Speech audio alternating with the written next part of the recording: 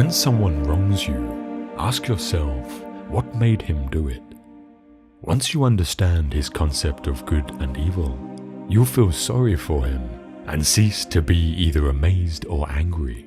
If his concept is similar to yours, then you will be bound to forgive him, since you would have acted as he did in similar circumstances.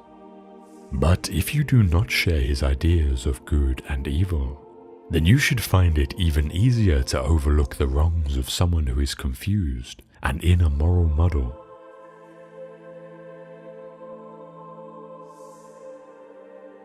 You know yourself what you are worth in your own eyes, and at what price you will sell yourself. For men sell themselves at various prices. This is why when Florus was deliberating whether he should appear at Nero's shows, taking part in the performance himself, Agrippinus replied, "Appear by all means." And when Florus inquired, "But why do you not appear?" he answered, "Because I do not even consider the question." For the man who has once stooped to consider such questions, and to reckon up the value of external things, is not far from forgetting the manner of man he is.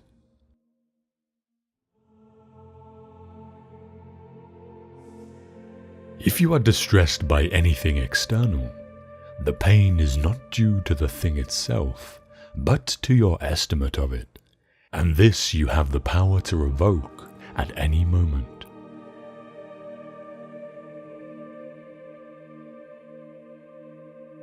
The first and most important field of philosophy is the application of principles such as do not lie. Next come the proofs, such as why we should not lie. The third field supports and articulates the proofs by asking, for example, how does this prove it? What exactly is proof?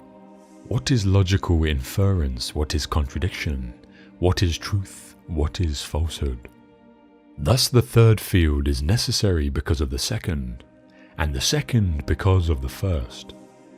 The most important, though, the one that should occupy most of our time, is the first. But we do just the opposite. We are preoccupied with the third field, and give that all our attention, passing the first by altogether. The result is that we lie, but have no difficulty proving why we shouldn't.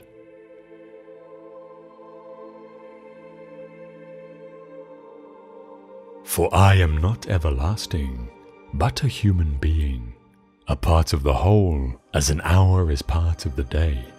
Like an hour I must come, and like an hour pass away.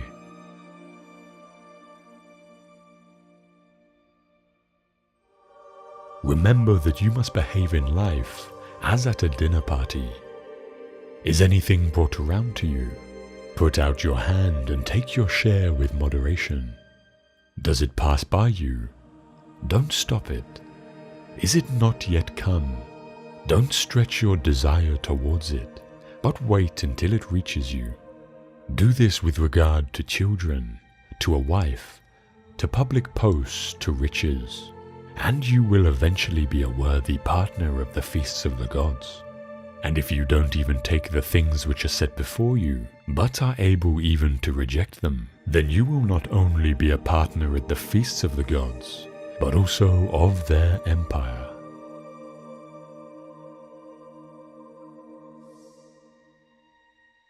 Remember that all we have is on loan from fortune, which can reclaim it without our permission, indeed without even advanced notice. Thus we should love all our dear ones, but always with the thought that we have no promise that we may keep them forever, nay, no promise even that we may keep them for long.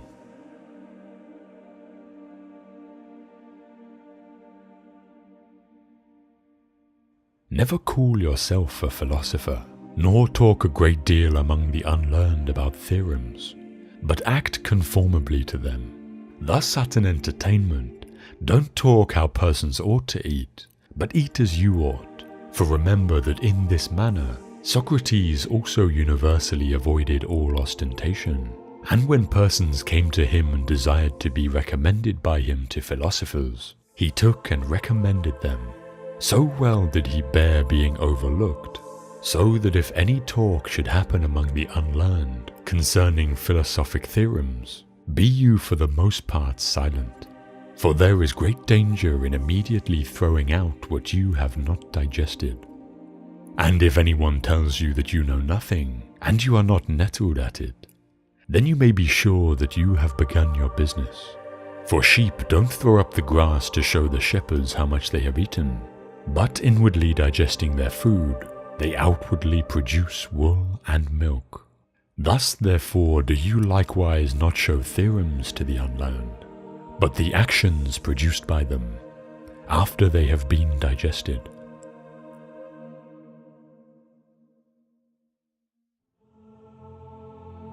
Philosophy is not an occupation of a popular nature, nor is it pursued for the sake of self-advertisement. Its concern is not with words, but with facts. It is not carried on with the object of passing the day in an entertaining sort of way and taking the boredom out of leisure.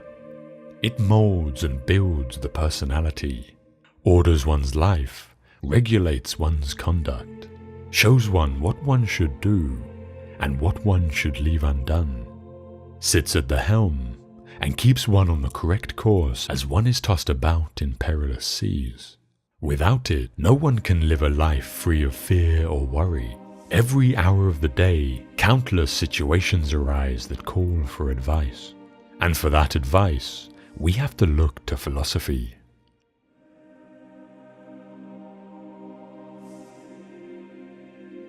For what prevents us from saying that the happy life is to have a mind that is free, lofty, fearless, and steadfast, a mind that is placed beyond the reach of fear, beyond the reach of desire, that counts virtue the only good, baseness the only evil, and all else but a worthless mass of things, which come and go without increasing or diminishing the highest good, and neither subtract any part from the happy life, nor add any part to it. A man thus grounded must, whether he wills or not, necessarily be attended by constant cheerfulness, and a joy that is deep and issues from deep within, since he finds delight in his own resources, and desires no joys greater than his inner joys.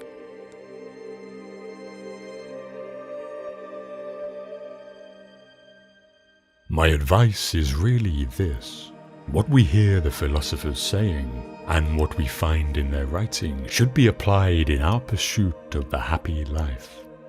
We should hunt out the helpful pieces of teaching, and the spirited and noble-minded sayings, which are capable of immediate practical application, not far-fetched or archaic expressions of extravagant metaphors and figures of speech, and learn them so well that the words become works. No one, to my mind, lets humanity down quite so much as those who study philosophy as if it were a sort of commercial skill, and then proceed to live in quite a different manner from the way they tell other people to live.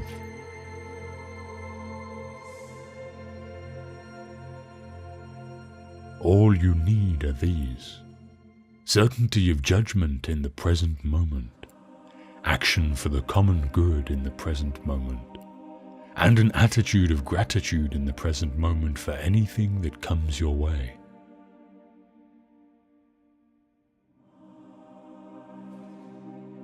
Do not spoil what you have by desiring what you have not. Remember that what you have now was once among the things that you only hoped for.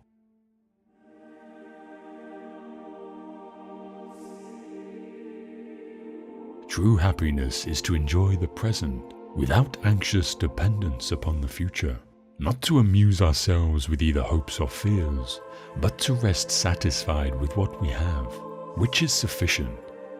For he that is so wants nothing. The greatest blessings of mankind are within us and within our reach. A wise man is content with his lot, whatever it may be, without wishing for what he has not.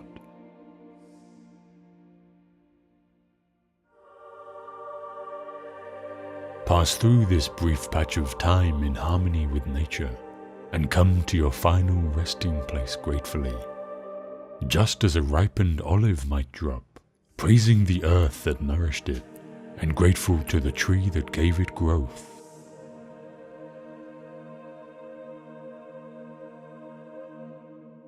Wealth consists not in having great possessions, but in having few wants.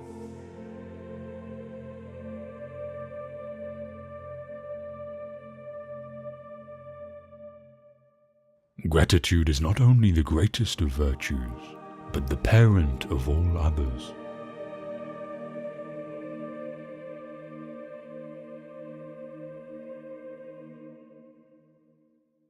It is not the man who has too little, but the man who craves more that is poor.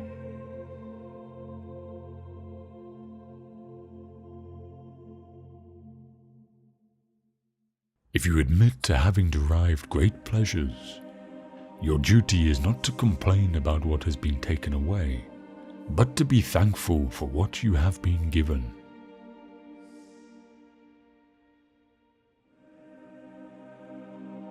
Remember that you must behave in life as at a dinner party.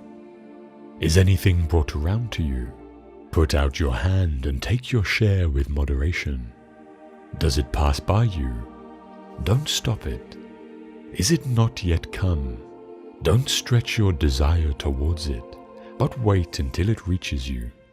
Do this with regard to children, to a wife, to public posts, to riches, and you will eventually be a worthy partner of the feasts of the gods. And if you don't even take the things which are set before you, but are able even to reject them, then you will not only be a partner at the feasts of the gods, but also of their empire.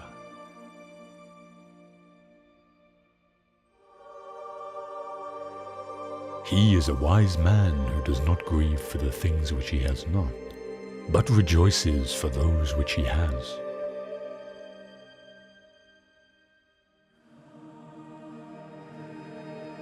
Think of yourself as dead. You have lived your life. Now take what's left and live it properly.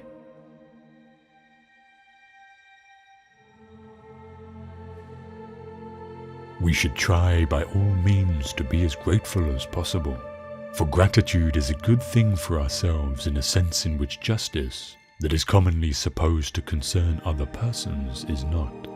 Gratitude returns in large measure unto itself. There is not a man who, when he has benefited his neighbor, has not benefited himself.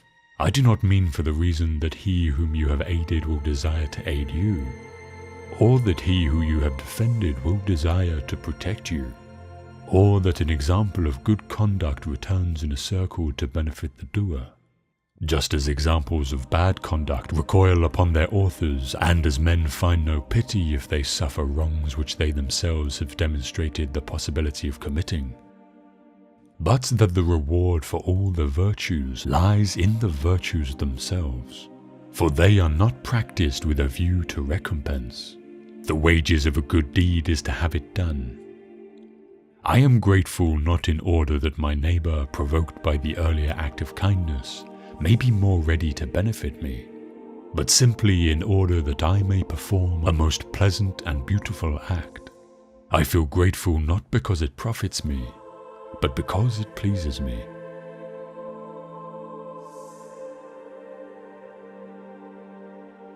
Cultivate the habit for being grateful for every good thing that comes to you, and to give thanks continuously. And because all things have contributed to your advancement, you should include all things in your gratitude.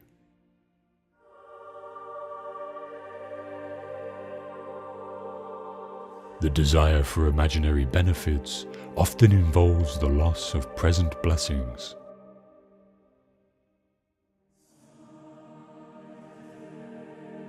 When you arise in the morning, think of what a privilege it is to be alive, to think, to enjoy, to love.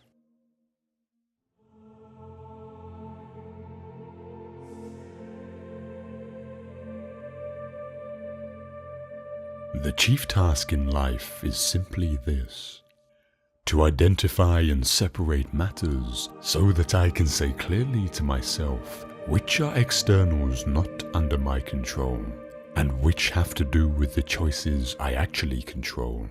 Where then do I look for good and evil? Not to uncontrollable externals, but within myself, to the choices that are my own.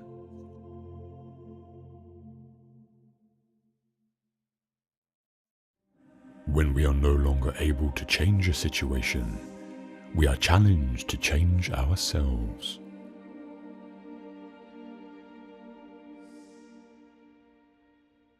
You have power over your mind, not outside events. Realize this, and you will find strength.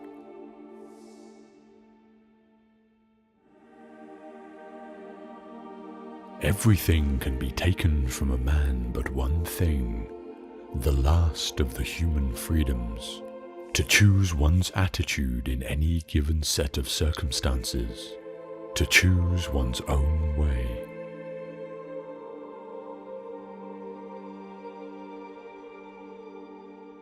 There is only one way to happiness, and that is to cease worrying about the things which are beyond the power of our will.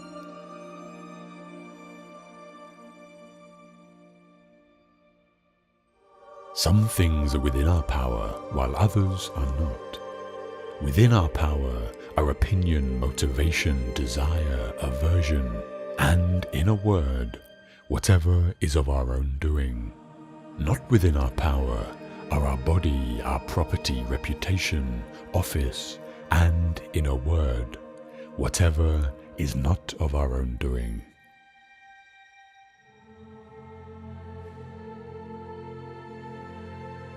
In our control is the most beautiful and important thing, the thing because of which even the God himself is happy, namely the proper use of our impressions.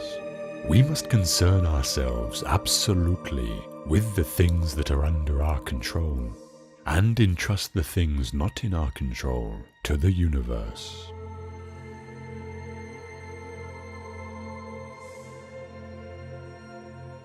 If you want your children and wife and friends to live forever, you are a fool, because you're wanting things that aren't within your power to be within your power, and the things that aren't your own to be your own.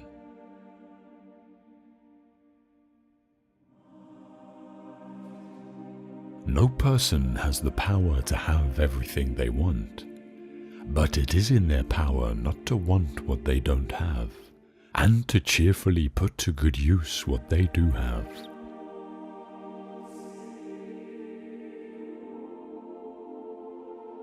The content of your character is your choice.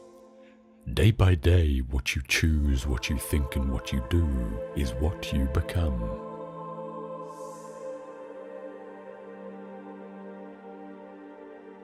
There are two things a person should never be angry at: what they can help and what they cannot.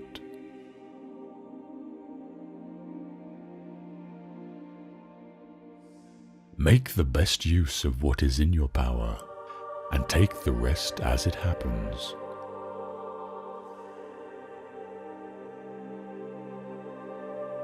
Remember that among the things over which we have complete control are the goals we set for ourselves. I think that when a Stoic concerns himself with things over which he has some but not complete control, such as winning a tennis match, he will be very careful about the goals he sets for himself. In particular, he will be careful to set internal rather than external goals. Thus his goals in playing tennis will not be to win a match, something external over which he has only partial control, but to play to the best of his ability in the match, something internal over which he has complete control. By choosing this goal, he will spare himself frustration and disappointment should he lose the match. Since it was not his goal to win the match, he will not have failed to attain his goal as long as he played his best. His tranquility will not be disturbed.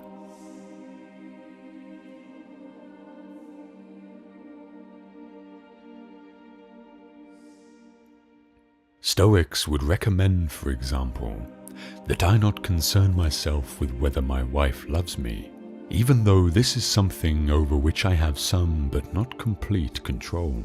But when I do concern myself with this, my goal should not be the external goal of making her love me.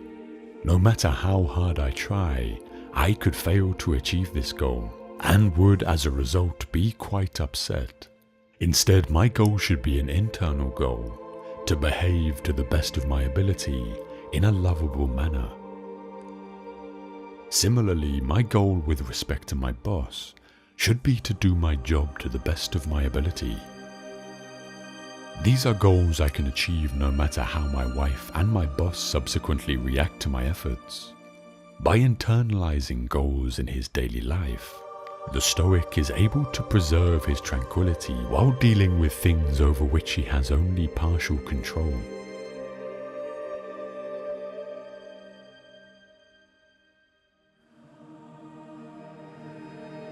Nothing in the world is permanent, and we're foolish when we ask anything to last. But surely we're still more foolish not to take delight in it when we have it. If change is of the essence of existence, one would have thought it only sensible to make it the premise of our philosophy.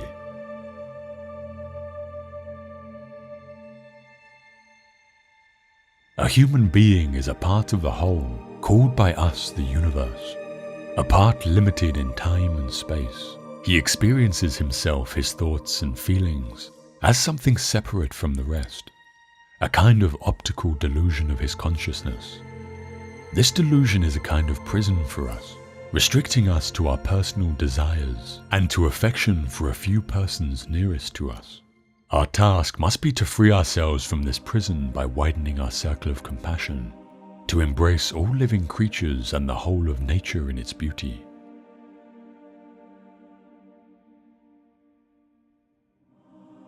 I do nothing but go about persuading you all, old and young alike, not to take thought for your persons or your properties, but and chiefly to care about the greatest improvement of the soul. I tell you that virtue is not given by money, but that from virtue comes money, and every other good of man, public as well as private. This is my teaching, and if it is the doctrine that corrupts the youth, I am a mischievous person.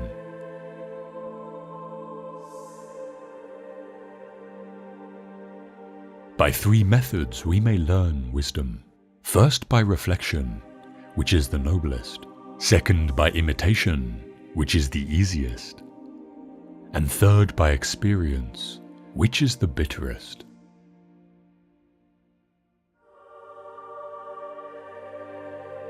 In our control is the most beautiful and important thing, the thing because of which even the God himself is happy, namely the proper use of our impressions. We must concern ourselves absolutely with the things that are under our control, and entrust the things not in our control to the universe.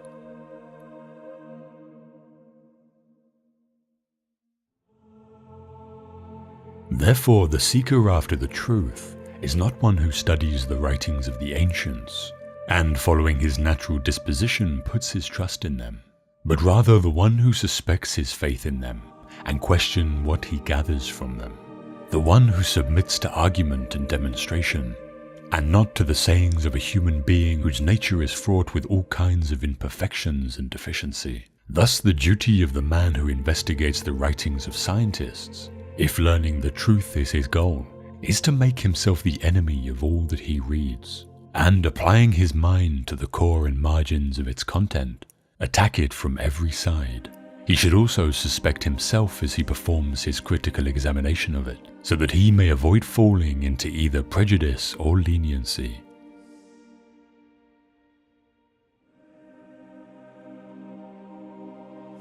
Yesterday I was clever, so I wanted to change the world.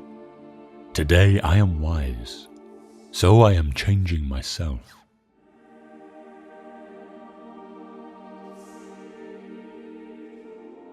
Don't just say that you have read books.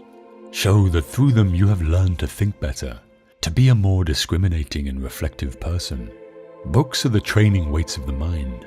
They are very helpful, But it would be a bad mistake to suppose that one has made progress simply by having internalized their contents.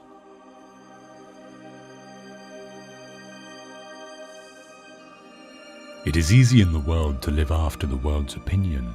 It is easy in solitude to live after our own.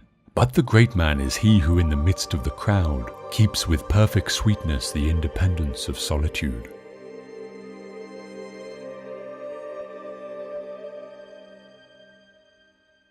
I think it's much more interesting to live not knowing than to have answers which might be wrong. I have approximate answers and possible beliefs and different degrees of uncertainty about different things, but I am not absolutely sure about anything. And there may be things I don't know anything about, such as whether it means anything to ask why we're here. I don't have to know an answer. I don't feel frightened not knowing things, by being lost in a mysterious universe without any purpose, which is the way it really is as far as I can tell.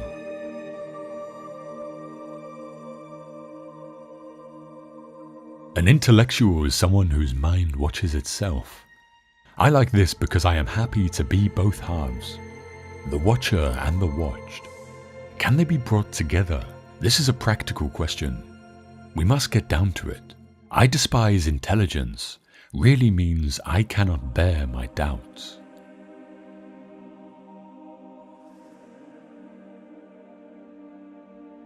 You live as if you were destined to live forever. No thought of your frailty ever enters your head. Of how much time has already gone by, you take no heed. You squander time as if you drew from a full and abundant supply, though all the while that day which you bestow on some person or thing is perhaps your last.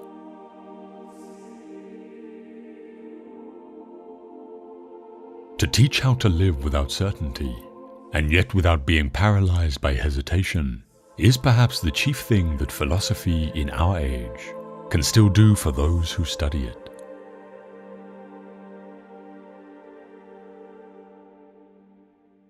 The philosopher wants to know things as they are.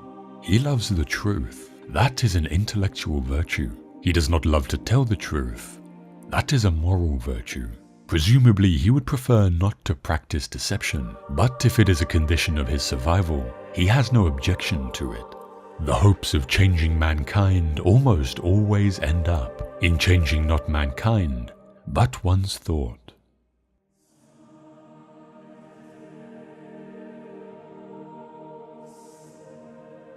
A great many people think they are thinking when they are merely rearranging their prejudices.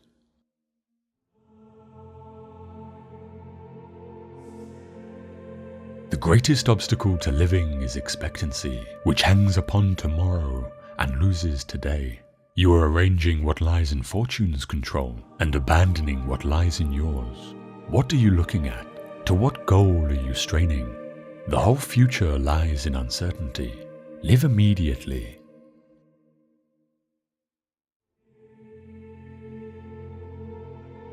The reasonable man adapts himself to the world. The unreasonable one persists in trying to adapt the world to himself. Therefore, all progress depends on the unreasonable man.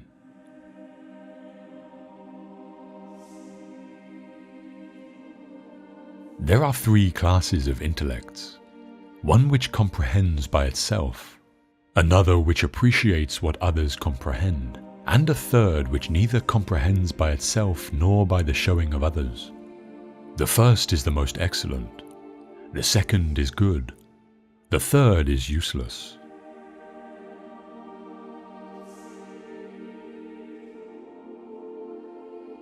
Look back over the past with its changing empires that rose and fell, and you can foresee the future too.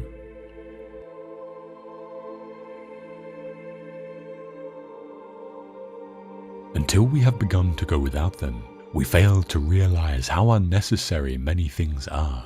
We've been using them not because we needed them, but because we had them.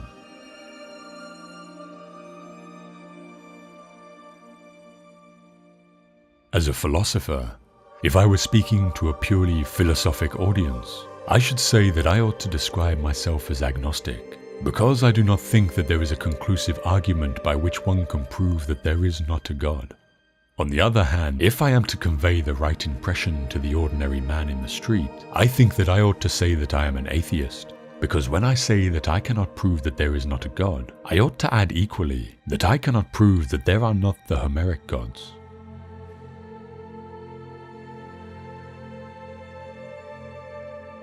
Words do not express thoughts very well. Everything immediately becomes a little different, a little distorted, a little foolish. And yet it also pleases me, and seems right that what is of value and wisdom of one man seems nonsense to another.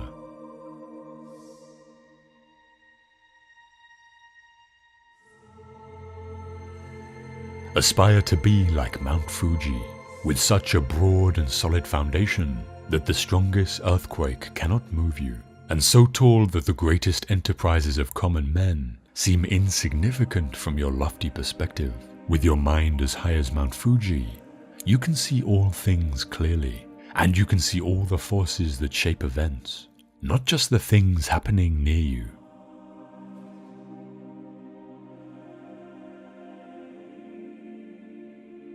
Simplicity, patience, compassion.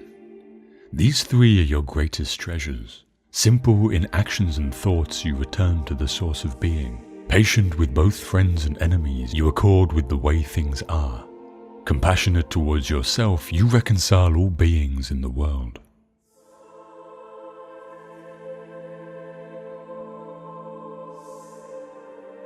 What you are basically deep, deep down, far, far in, is simply the fabric and structure of existence itself.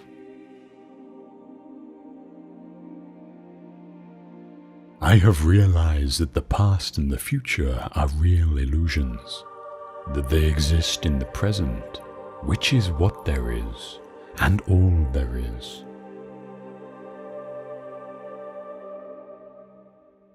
You are a function of what the whole universe is doing, in the same way that a wave is a function of what the whole ocean is doing.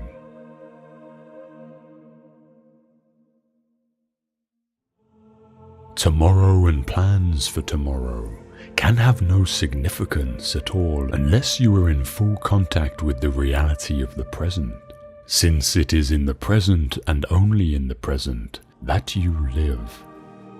There is no other reality than present reality, so that even if one were to live for endless ages, to live for the future would be to miss the point everlastingly.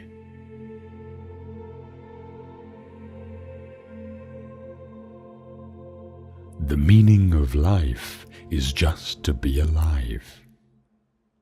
It is so plain and so obvious and so simple, and yet everybody rushes around in a great panic, as if it were necessary to achieve something beyond themselves.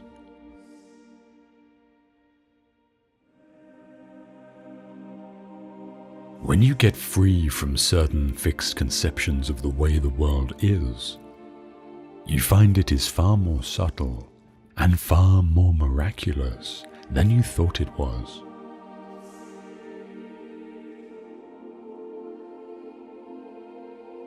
You are an aperture through which the universe is looking at and exploring itself.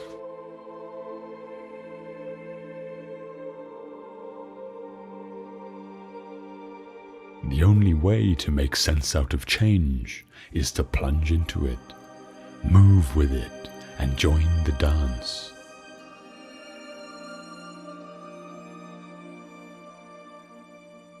A scholar tries to learn something every day. A student of Buddhism tries to unlearn something every day.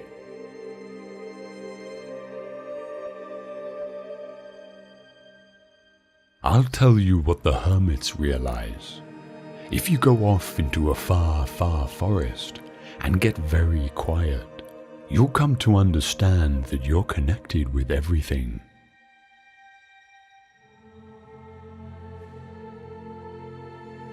If then my awareness of the past and future makes me less aware of the present, I must begin to wonder whether I am actually living in the real world.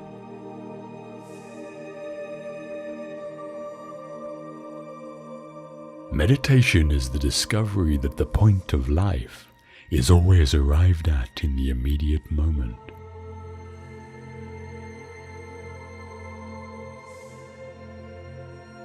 The only Zen you'll find on the mountaintop is the Zen you bring up there with you.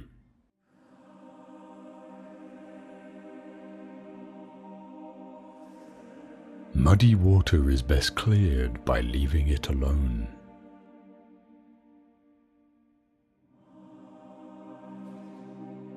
Every intelligent individual wants to know what makes him tick, and yet is at once fascinated and frustrated by the fact that oneself is the most difficult of all things to know.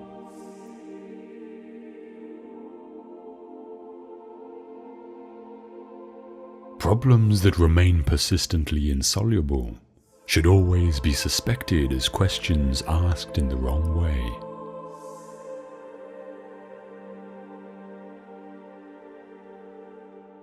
One is a great deal less anxious if one feels perfectly free to be anxious, and the same may be said of guilt.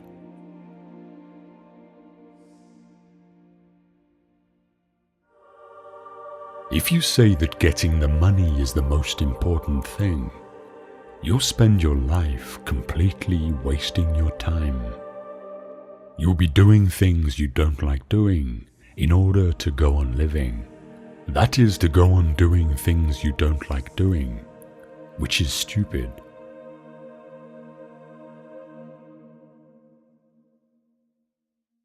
When we attempt to exercise power or control over someone else, we cannot avoid giving that person the very same power or control over us.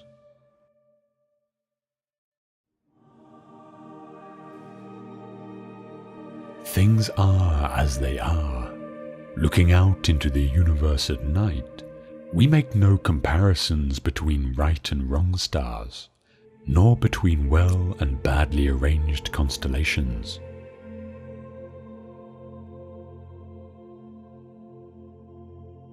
Philosophy is a man's expression of curiosity about everything, and his attempt to make sense of the world, primarily through his intellect.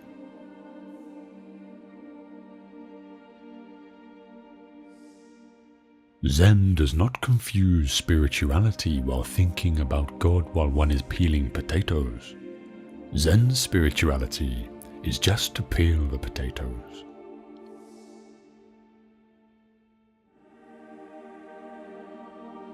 If we cling to belief in God, we cannot likewise have faith, since faith is not clinging but letting go.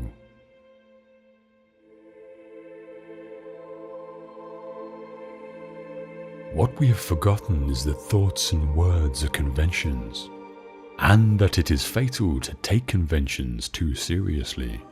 A convention is a social convenience, as for example money.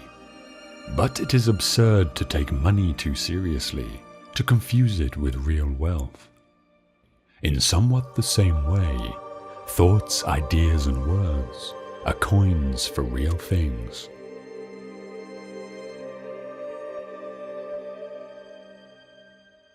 Other people teach us who we are. Their attitudes to us are the mirror in which we learn to see ourselves, but the mirror is distorted. We are perhaps rather dimly aware of the immense power of our social environment.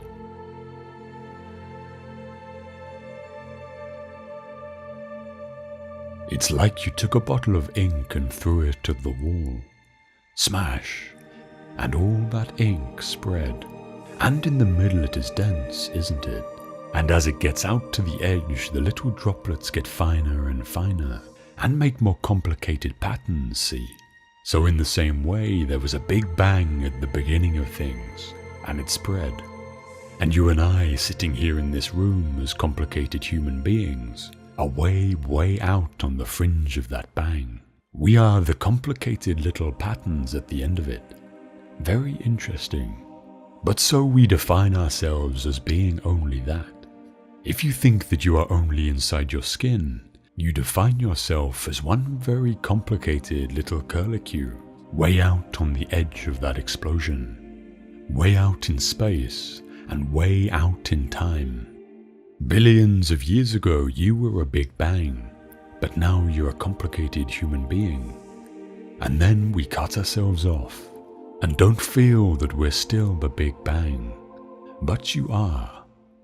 Depending on how you define yourself, you actually are, if this is the way things started, if there was a Big Bang in the beginning. You're not something that's a result of the Big Bang. You're not something that is a sort of puppet on the end of the process. You are still the process. You are the Big Bang. The original force of the universe coming on as whoever you are. When I meet you, I see not just what you define yourself as, Mr. So-and-so, Miss So-and-so, Mrs. So-and-so. I see every one of you as the primordial energy of the universe, coming on at me in this particular way. I know I am that too, but we've learned to define ourselves as separate from it.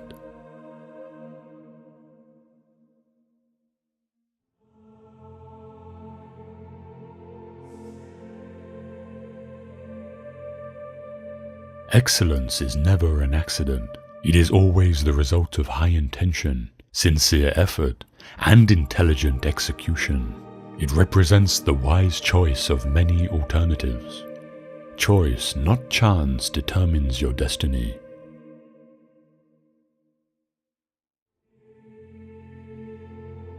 I count him braver who overcomes his desires than him who conquers his enemies. For the hardest victory is over self.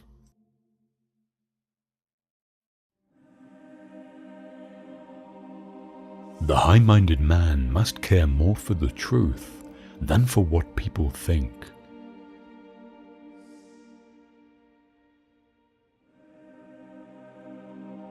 It is the mark of an educated mind to be able to entertain a thought without accepting it.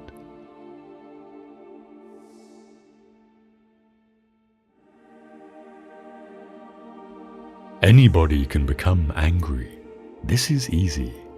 But to be angry with the right person, and to the right degree, and at the right time, and for the right purpose, and in the right way, this is not within everybody's power, and is not easy.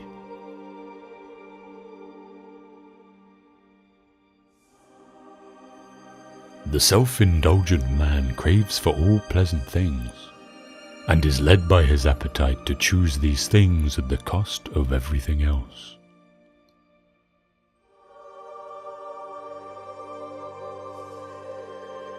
Where your talents and the needs of the world cross, there lies your vocation.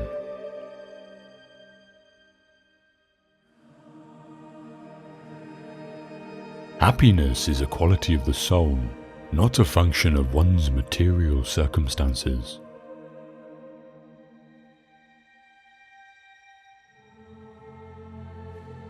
The only stable state is the one in which all men are equal before the law.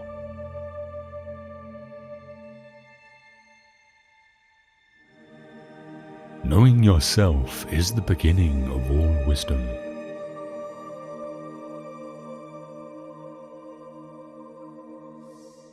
My best friend is the man who, in wishing me well, wishes it for my sake.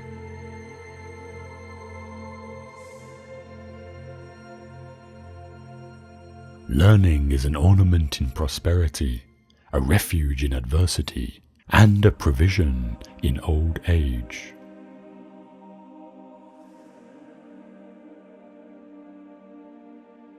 One swallow does not make a summer, neither does one fine day. Similarly, one day or brief time of happiness does not make a person entirely happy.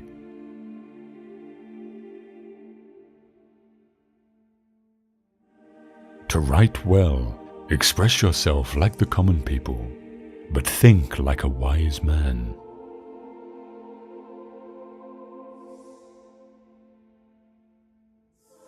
First, have a definite, clear, practical ideal, a goal, an objective.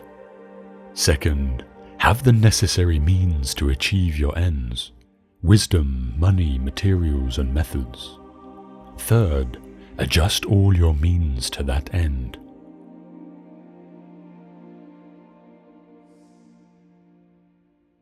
It is in our darkest moments that we must focus to see the light.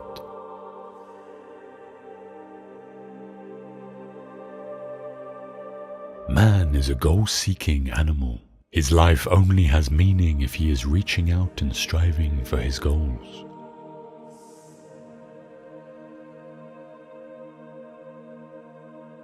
It is easy to perform a good action, but not easy to acquire a settled habit of performing such actions.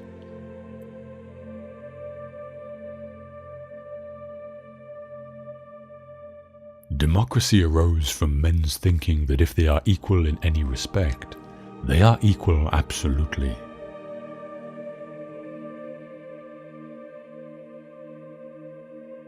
Character is that which reveals moral purpose, exposing the class of things a man chooses or avoids.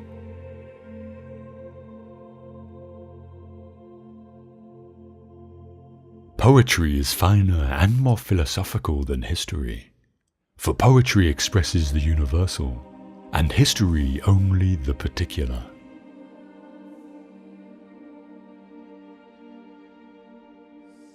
Bad people are in conflict with themselves. They desire one thing and will another, like the incontinent who choose harmful pleasures instead of what they themselves believe to be good.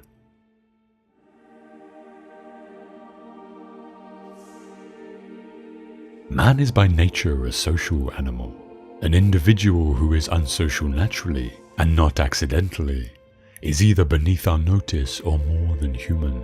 Society is something that precedes the individual. Anyone who either cannot lead the common life, or is so self-sufficient as not to need to, and therefore does not partake of society, is either a beast or a god.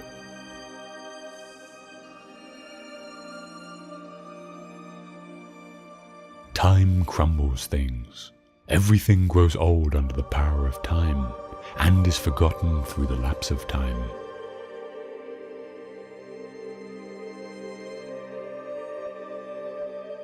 I have gained this by philosophy. I do without being ordered what some are constrained to do by their fear or the law.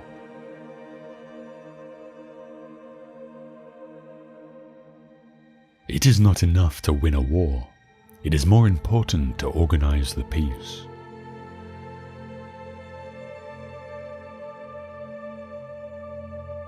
All who have meditated on the art of governing mankind have been convinced that the fate of empires depends on the education of youth.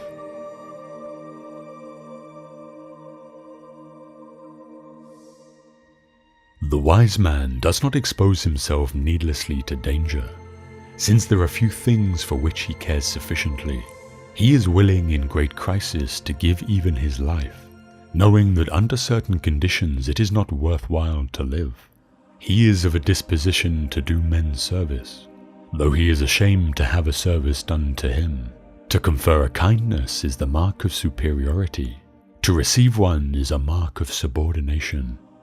He does not take part in public displays. He is open in his dislikes and preferences. He talks and acts frankly because of his contempt for men and things.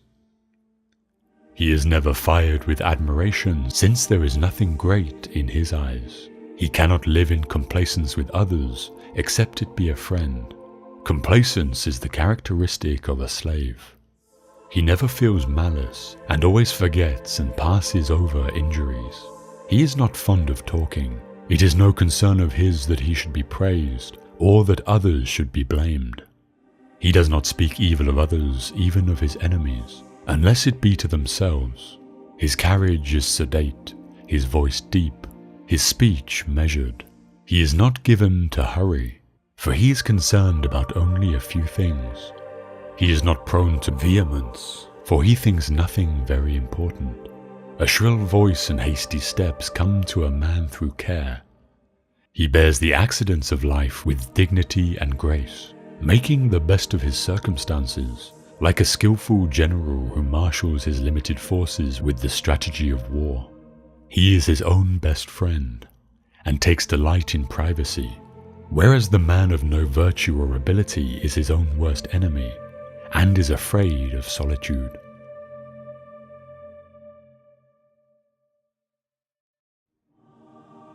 Knowledge of the facts differs from knowledge of the reason for the facts.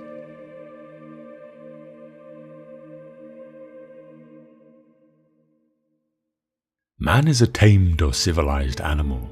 Nevertheless, he requires proper instruction and a fortunate nature, and then of all the animals he becomes the most divine and most civilized. But if he be insufficiently or ill-educated, he becomes the most savage of earthly creatures.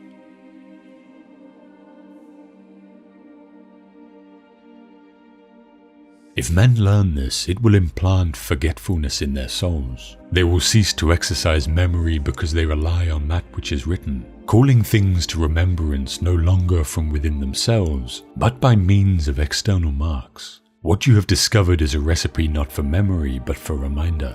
And it is no true wisdom that you offer your disciples, but only its semblance. For by telling them of many things without teaching them, you will make them seem to know much, while for the most part they know nothing. And as men filled not with wisdom but with the conceit of wisdom, they will be a burden to their fellows.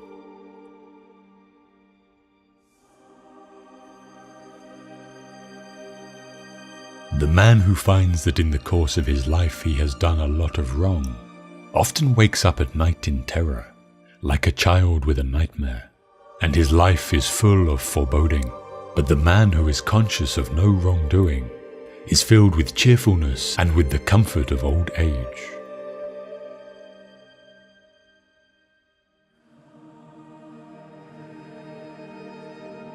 Knowledge is the food of the soul, and we must take care, my friend, that the sophist does not deceive us when he praises what he sells, like the dealers, wholesale or retail, who sell the food of the body.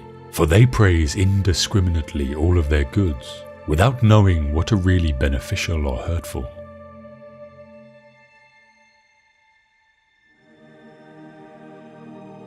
For this feeling of wonder shows that you are a philosopher, since wonder is the only beginning of philosophy.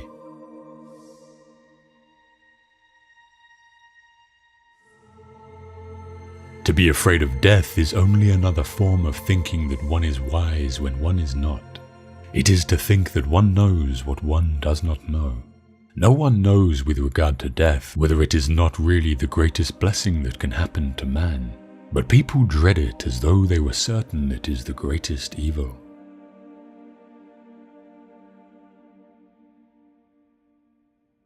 Rhetoric, it seems, is a producer of persuasion for belief, not for instruction in the matter of right and wrong.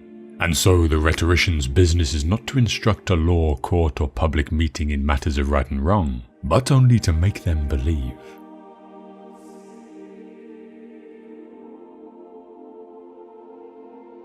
Then the case is the same in all other arts for the orator and his rhetoric.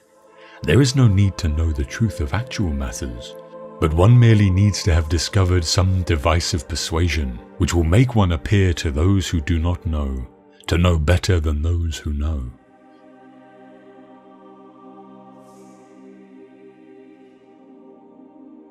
Good actions give strength to ourselves and inspire good actions in others.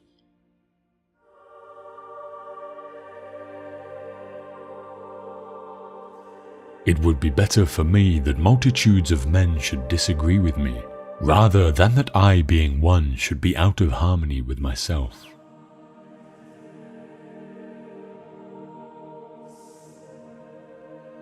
Those who are able to see beyond the shadows and lies of their culture will never be understood, let alone believed by the masses.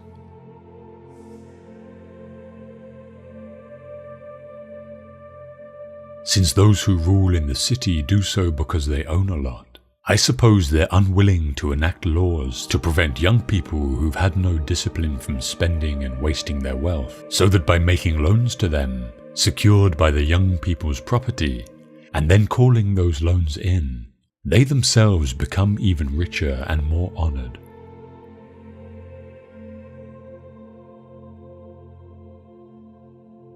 Good people do not need laws to tell them to act responsibly, while bad people will find a way around the laws.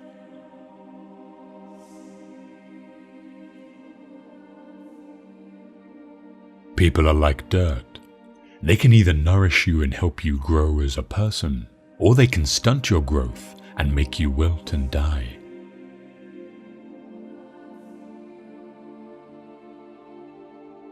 A hero is born among 100, a wise man is found among 1,000, but an accomplished one might not be found even among 100,000 men.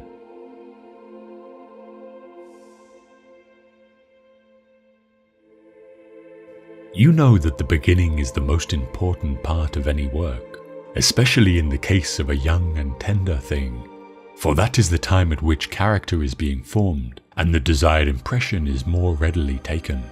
Shall we just carelessly allow children to hear any casual tales which may be devised by casual persons, and to receive into their minds ideas for the most part the very opposite of those which we should wish them to have when they are grown up?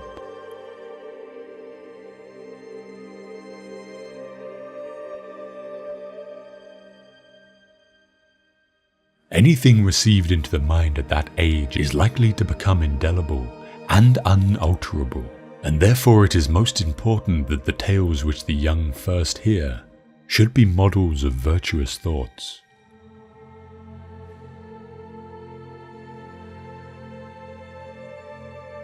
The inexperienced in wisdom and virtue, ever occupied with feasting and such, are carried downward, and there, as is fitting, they wander their whole life long, neither ever looking upward to the truth above them, nor rising toward it, nor tasting pure and lasting pleasures. Like cattle, always looking downward with their heads bent towards the ground and the banquet tables, they feed, fatten and fornicate. In order to increase their possessions, they kick and butt with horns and hooves of steel and kill each other, insatiable as they are.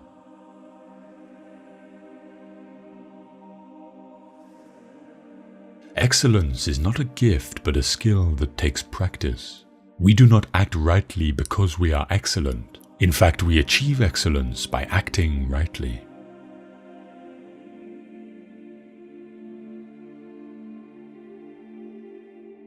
Human behavior flows from three main sources: desire, emotion, and knowledge.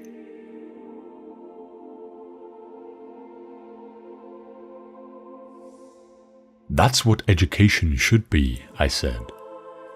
The art of orientation.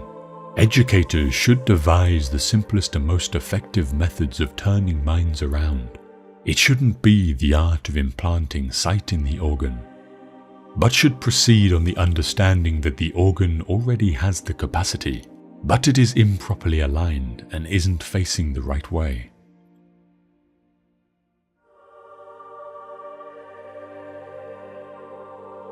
The price good men pay for indifference to public affairs is to be ruled by evil men.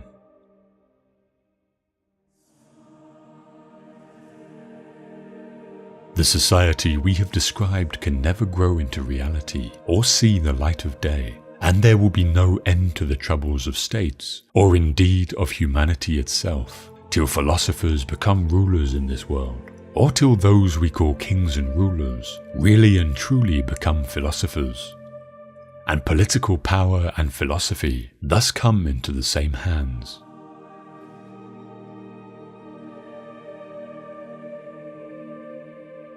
Never discourage anyone who continually makes progress, no matter how slow.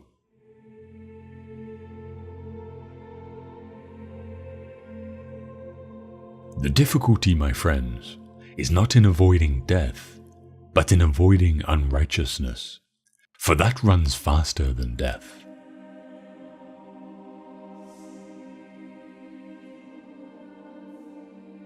There are two things a person should never be angry at: what they can help and what they cannot.